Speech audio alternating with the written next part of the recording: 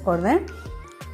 నిజంగా రామబాణం అని ఎందుకన్నానంటే ఇంట్లో ఉన్న వస్తువు అంటే పిండి ఎప్పుడు మనకు అవైలబుల్గా ఉంటుంది కదా. ఈ బేసన్ ఫ్లోర్ అయినా సరే, శనగపిండి అయినా సరే, మనకు వరిపిండి అయినా సరే రకరకాలుగా మనకు అవైలబుల్గా ఉంటుంది కదా. దాంతో ఇలా తయారు చేసుకోవడం అంటే చాలామంది ఇది నానబెట్టుకొని దాన్ని మళ్ళీ పెద్ద ప్రాసెస్ మిక్సీలో వేసుకొని అలా చేసుకుంటూ ఉంటారు. ఎందుకంటే మా అత్తగారు వాళ్ళు ఇలా పాటోళి అనేసరికి పెసరపప్పుతో చేసుకునేవారండి. ఇది మా అమ్మగారింటి స్టైల్, ఇలా చేస్తారు. అంటే శనగపిండితో ఇలా చేసుకుంటూ ఉంటాం. కొంతమంది శనగపప్పు నానబెట్టుకుని కూడా చేసుకుంటూ ఉంటారు.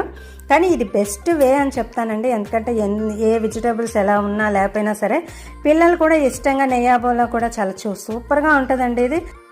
అందుకేనండి ఇప్పుడు ఇందులో షేర్ చేస్తున్నాను. ఎవరికైనా ఉపయోగపడుతుందన్న ఉద్దేశంతో ఇందులో నా లాగ్స్లో షేర్ చేస్తున్నాను.